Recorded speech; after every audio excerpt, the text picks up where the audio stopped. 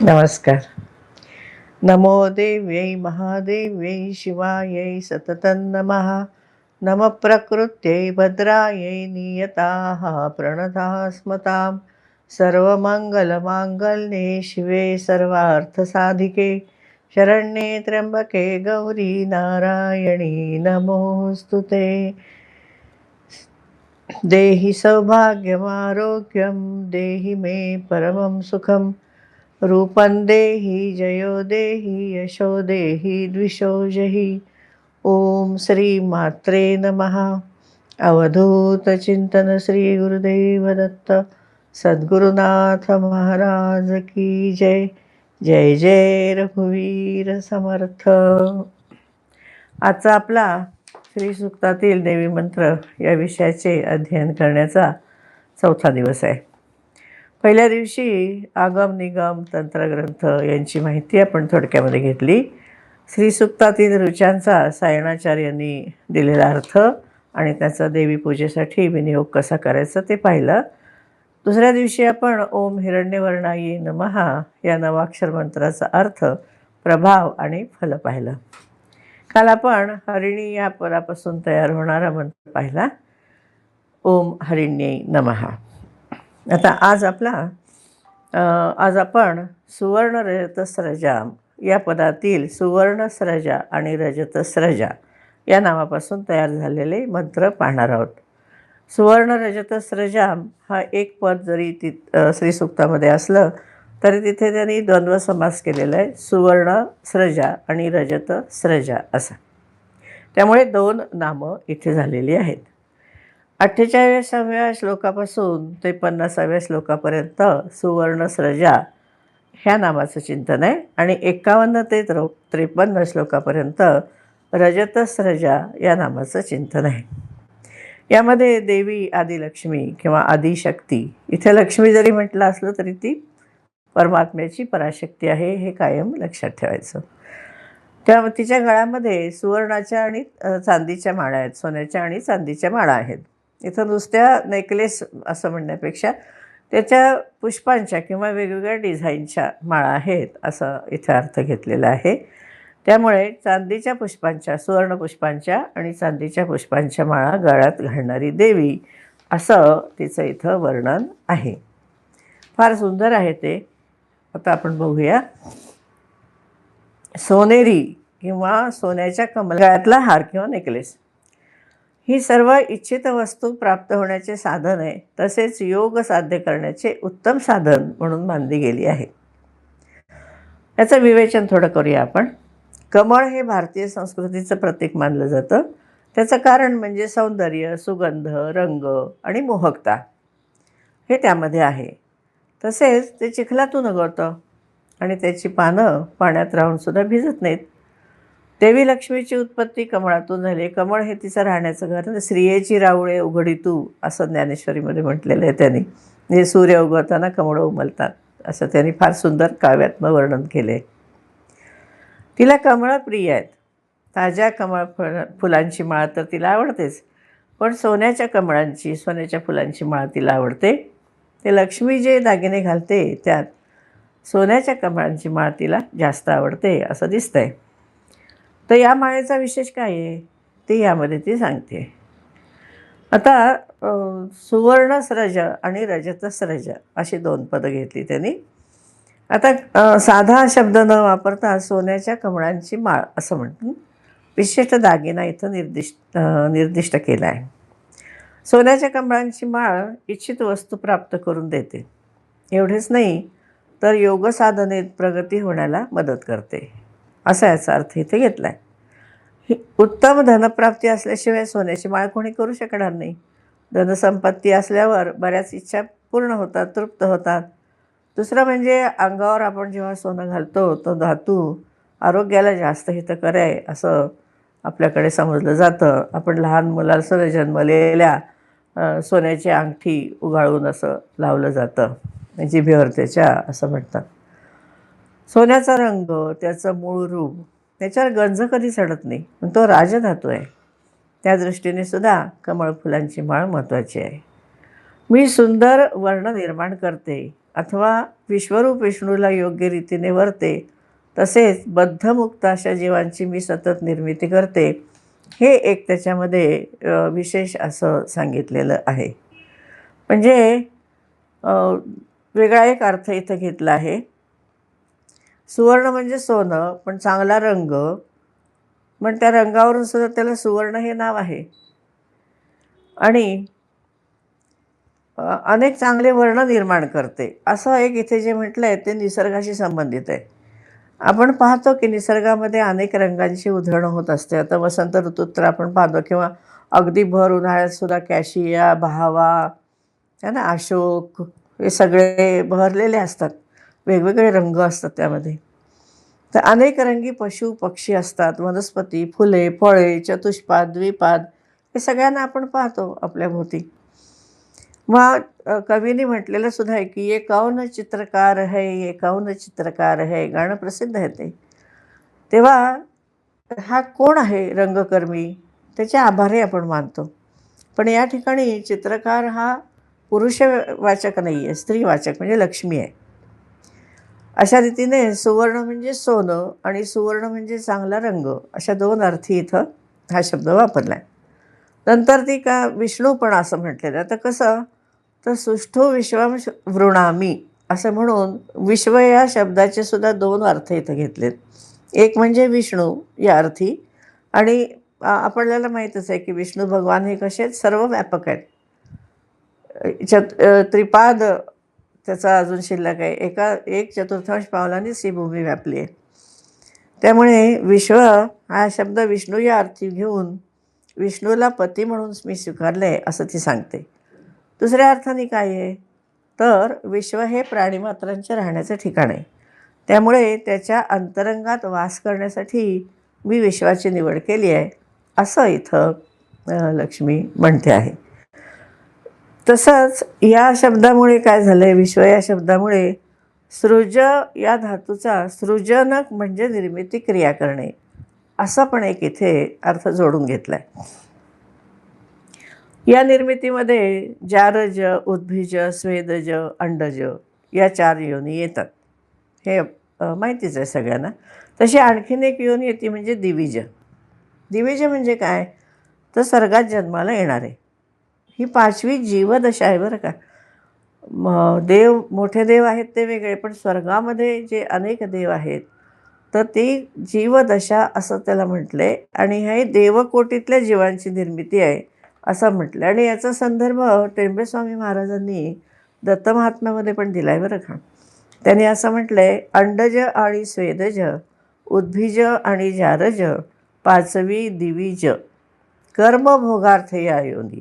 आपल्याला गीतेमध्ये सुद्धा म्हणते की पुण्यकर्म केलं की स्वर्गामध्ये जाता येतं, मग तिथे गेलं की देवच म्हटलं जातं. तर असे देव इथे आहेत. आणि क्षीणे पुण्ये स्वर्गलोक, पृथ्वीवर तिथे येतात. स्वर्गातलं उपभोग घेऊन पुण्य क्षीण झालं की परत त्यांना पृथ्वीवर जन्म घ्यावा लागतो. तसं इथं ते म्हणतात की कर्मभोगार्थ या योनी, अंडज आणि स्वेदज, उद्भिज आणि जारज, 5वी दिविज, कर्मभोगार्थ या योनी. कर्मयोगे ह्या योनी फिरे, म्हणजे त्या योनीतून पुन्हा दुसऱ्या योनीत जावं लागतं. तसं पुण्यक्षीण झाल्यावर पुन्हा पृथ्वीवर जन्माला यावं लागतं. जरी कल्पकोटी होती फेरे, म्हणजे कर्मयोगे ह्या योनी फिरे, जरी कल्पकोटी होती फेरे, तरी भोगल्या विना कर्म न सरे, जववरी बरे ज्ञान न ठसे, असं टेंबेस्वामी महाराजांनी म्हटलं. म्हणजे दिविज ही योनी आहे. तर ह्या ज्या योनी आहेत, स्वर्गात जन्मणारे, म्हणजे स्वर्गात पुण्य केल्यानंतर स्वर्गात जाणारे, तर ते पुन्हा पृथ्वीवर जन्म घेणारे असतात. त्यांना बद्ध देव असं म्हटलं इथं. कारण या जीवांना पृथ्वी तलावर आल्यावरती साधना करून मोक्षासाठी प्रयत्न करावा लागतो. पण काही जीव पुण्यवान असतात, उत्तम साधक असतात. ते काय करतात, पुन्हा जन्म न घेता वैकुंठ लोकात जाऊन मुक्त होतात. आम्ही वैकुंठवासी असे जे असतात आणि जे इथं अवतार घेतात ते पुन्हा वैकुंठ लोकामध्ये जातात, ते मुक्तच असतात. या अर्थाने बद्ध आणि मुक्त अशा देवांची मी निर्मिती करते असं लक्ष्मीने इथं म्हटलं आहे. आणि स्रज याचा अर्थ या दृष्टीने घेतला आहे, सृजन अशा अर्थी घेतला आहे आणि निर्मितीची मालिका असा एक अर्थ त्याने घेतलेला आहे.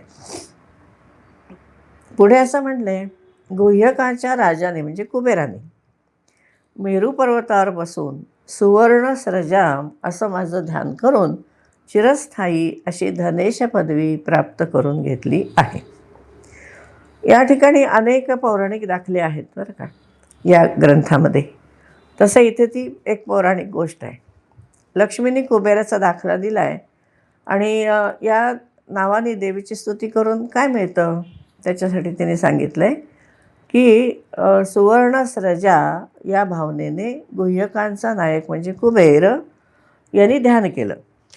महाभारतामध्ये शल्यपर्वात कुबेराला पुष्कळधन कसं मिळालं याची कथा आली आहे. देवाने त्याला जलाचा अधिपती करून धन दिले, रुद्र त्याचा खरा मित्र झाला इत्यादी कथाभाग त्या ठिकाणी आहे. या श्लोकामध्ये कुबेराने लक्ष्मीची उपासना करून तिला प्रसन्न करून घेतलं असं म्हटलं आहे. कुबेर हा रावणाचा भाऊ. त्याला रावणाने लंकेतून हाकलून दिलं. त्याचे पुष्पक विमान पण स्वतः घेतलं. त्यामुळे कुबेर झाला निष्कांचन. मग काय झालं, त्यांनी लक्ष्मीची उपासना केली. मग त्याला संपत्ती प्राप्त झाली आणि तो धनेश होऊन मेरू पर्वतावर देवांसमवेत राहू लागला अशी कथा सांगितली जाते.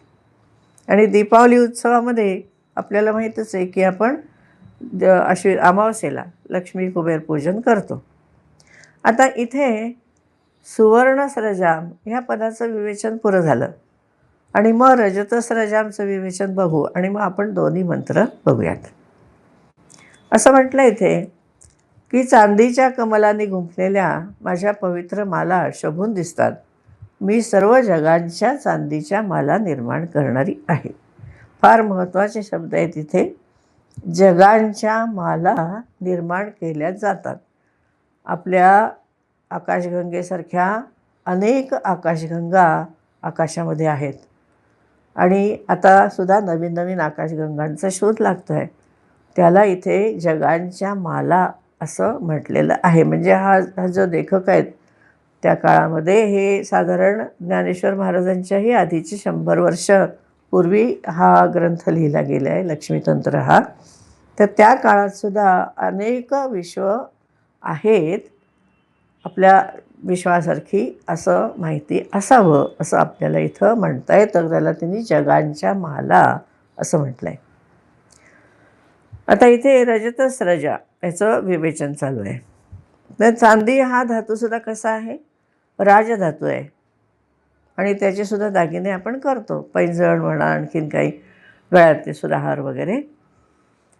तर या ठिकाणी आता जो संदर्भ आला आहे तो सूर्य आणि त्याभोवती फिरणारे ग्रह याला सूर्यमाला म्हणतो आपण, ग्रहमाला म्हणतो. तसा इथे जगमाला हा शब्द आहे. लक्ष्मी भगवान नारायणसह असते. भगवंत विश्वनिर्मिती करतो ती लक्ष्मी शक्तीमुळे. या अर्थाने लक्ष्मीच जगाची निर्मिती करते असं म्हटलं आहे. विश्वाचा पसारा प्रचंड आहे. अनेक सूर्य आहेत, सूर्यमाला आहेत आणि ह्या सगळ्या जगाची निर्मिती देवी लक्ष्मी करते. जगाची माला आकाशात चमकत असते म्हणून शोभून दिसते. म्हणजे इथे विश्वातल्या अनेक आकाशगंगांचा संदर्भ आहे.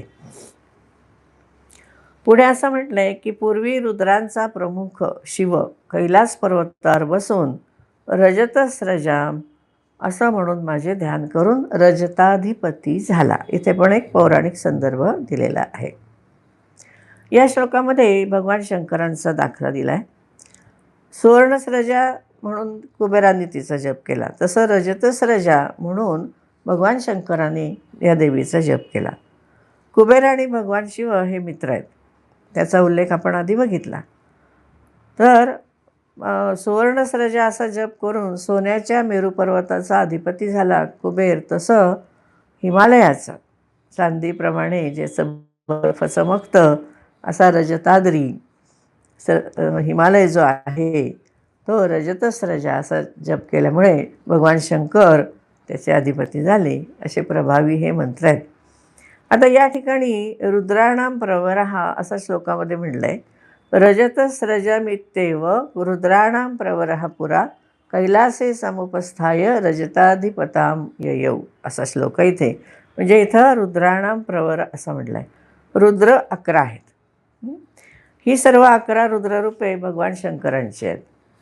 म्हणून तर शिवाचं परमात्म रूप यामध्ये प्रमुख मानलं जातं. त्याच्यापासून 11 रुद्र झाले. तर त्यांची नावं भिन्न ग्रंथामध्ये भिन्न आहेत. मी तुम्हाला काही नावं सांगते.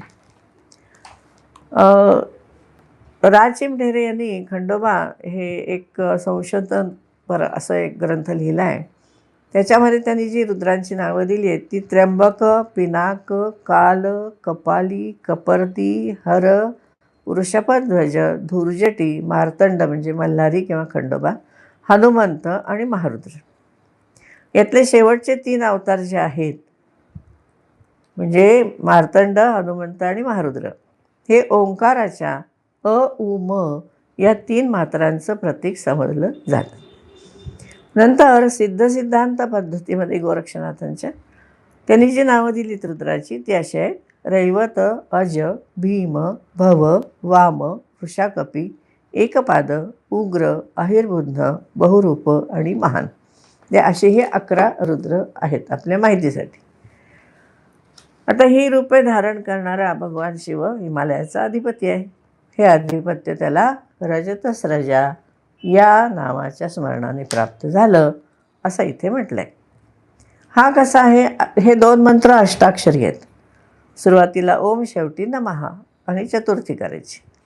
आणि काय करायचं तर या मंत्राने देवीचा जप, पूजा, हवन आणि ध्यान हे केलं की इच्छित साध्य प्राप्त होतं. इच्छाप्राप्ती करून देतात. सुवर्णस्रजा आणि रजतस्रजा म्हणजे सुवर्ण रजतस्रजा हे जे पद आहे त्याच्यापासून ओम सुवर्णस्रजे नमः, ओम रजतस्रजे नमः यांनी धनाधिपती कुबेर आणि रजताधिपती महादेव यांनी लक्ष्मीची उपासना केली. तर त्यासाठी काही विधी दिला आहे, तो सुद्धा आपण आज पाहणार आहोत. यामध्ये चर्यापाद जो विभाग आहे लक्ष्मी तंत्राचा, त्यामध्ये मंत्र, जप, पूजा याचे हवन आहे याची माहिती देतो आणि योगपाद ध्यानाविषयी माहिती देतो. म्हणजे मंत्र, जप, पूजा, हवन आणि ध्यान. तर असे आहे की हा जो ग्रंथ आहे लक्ष्मीतंत्र याचा 33व्या अध्यायामध्ये मंत्र दिले आहेत. ऱ्हाम, ह्रीम, ह्रूम, ह्रौम, रहा हे मंत्र म्हणून हृदय, शिर, शिखा, कवच, नेत्र यावर न्यास करतात. नंतर न्यास झाला की मंत्रसिद्धीसाठी काही मुद्रा दिल्या आहेत. त्याप्रमाणे हाताच्या मुद्रा करतात. या मुद्रा 34व्या अध्यायामध्ये आहेत. त्याचं पूर्ण वर्णनसुद्धा त्यामध्ये आहे. तर त्याच्यावरती पण माझा एक लेख संतकृपामध्ये प्रकाशित झाला आहे. नंतर आता इथे काही तो सगळ्या मुद्रा दाखवत नाही, पण आपण फक्त काय काय विधी आहेत तेवढे बघूया. नंतर स्नान जे आहे ते मंत्रमुद्रानंतर आराधनेच्या अधिकारासाठी स्नानविधी दिला आहे. त्यामध्ये पुष्करादी तीर्थातलं स्नान हे इतर स्नानांपेक्षा शतगुणांनी अधिक आहे असं म्हटलं आहे. जल, मंत्र आणि स्मृती असं 3 प्रकारचं स्नान सांगितलं आहे. ते एकापेक्षा एक शतगुणी आहे. जलस्नान कोणतं तर पुष्करादी तीर्थामध्ये केलेलं स्नान. मांत्र स्नान कोणतं तर मंत्रयुक्त अंगन्यास यांचं स्नान. स्मृती स्नान म्हणजे कसं आहे भगवत शास्त्रांनी विहित असं स्नान म्हणजे स्मृती स्नानसुद्धा आहे. या स्नानांपेक्षा ध्यान हे शतगुणाने अधिक आहे. म्हणून ते कसं आहे शुद्ध आणि सन्विन्मय आहे. प्राणायाम पुढे दिला आहे. पूरक, कुंभक आणि रेचक यांचं प्रमाण 12, 16, 12 मात्रा असं सांगितलं आहे. त्यानंतर धारणाबंध आहे. धारणाबंध असं करतात. धारणाधी अग्नीने पिंड प्रज्वलित करतात. मग रजतमोमय भस्म बोधवायूने बाजूला सारतात. चिदानंद समुद्रात अमृत उदकाचे स्मरण करून देह सत्वयुक्त करतात. ही धारणा जरा वेगळी आहे. म्हणजे योगधारण याच्यामध्ये आपल्याला माहिती आहे की अष्टांग योगामध्ये धारणा आहे, पण इथे जी धारणा आहे ती हठयोगाच्या पद्धतीने आहे. तर ती कशी आहे तर बंध आहे.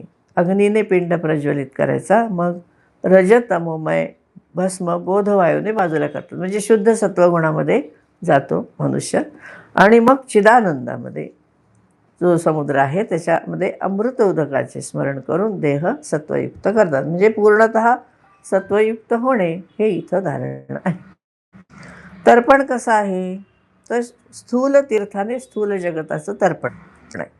सत्व सूक्ष्म बुद्धी शुद्धीने पितृतर्पण असं तर्पण केलं जातं. परशुद्धीने लक्ष्मीसारखे कर्म करण्याची योग्यता येते. म्हणून स्नान, मुद्रा, मंत्र, जप, प्राणायाम, धारणा आणि तर्पण याने सर्व प्रकारची शुद्धी होते असं सांगितलेलं आहे. म्हणजे इथं असं म्हटलेलं आहे, ओम ह्राम ज्ञानाय हृदयाय नमः, ओम ह्रीम ऐश्वर्याय शिरसे स्वाहा, ओम ह्रूम शक्तये शिखायै वौषट, ओम ह्रैं बलाय कवचाय हुम, ओम ह्रौं तेजसे नेत्राभ्याम वौषट, ओम ह्रहा वीर्याय अस्त्राय फट. नंतर असं म्हटलं आहे की स्थूलम ज्ञानाग्निना दग्ध्वा ब्रह्मानंदेन पूरयेत, ज्ञानशक्त्यावरोप्यथ तीर्थे सत्वम तु वैष्णवम. नंतर जपाच्या बाबतीत असं म्हटलं आहे, वाचिका क्षुद्रकर्मार्थ उपांशु सिद्धिकर्मणी मनसो मोक्षलक्ष्मीदो ध्यानात्मा सर्वसिद्धिकृत असं म्हटलेलं आहे. आता हे जे ध्यान आहे थोडंसं आपण बघूया. जपाविषयी आपण पुढच्या उद्याच्या एपिसोडमध्ये बघूया. ध्यान असं आहे, स्वतःच्या हृदयात पुंडरीकाक्ष व मंत्रमयी लक्ष्मीचे ध्यान करायचं आहे. हे जो योगसाधना जी त्याच्यामध्ये दिलेली आहे ना, ती आपण केव्हा तरी नंतर सविस्तर बघूया. कमलिनीजवळ विजन मनोहर असं पुण्यवृक्षयुक्त उद्यान असावे. रमणीय वारा वाहणारा नसेल अशा ठिकाणी हृदयात मंत्र आठवून नासाग्र दृष्टी ठेवून मंत्रमयी लक्ष्मीचे 7 बीजाक्षरे, ही बीजाक्षरं पण आपण पाहणार आहोत नंतर, अथवा श्रीसूक्तातील 53 मंत्र, जी 53 नामावली दिली नामं आहेत देवीची, ती त्याचं स्मरण करून एकाग्र चित्ताने देवीचं ध्यान करून जप करतात. तो कसा करायचा आणि त्याच्यासाठी जपमाळ कशी असावी ते दिले, ते आपण उद्याला बघूया. धन्यवाद. सर्वे भवन्तु सुखिनः, सर्वे सन्तु निरामयः, सर्वे भद्राणि पश्यन्तु मा कश्चित् दुःखभाग् भवेत्. ओम शांति शांति शांति. हरि ओम. श्री गुरुभ्यो नमः. हरि ओम.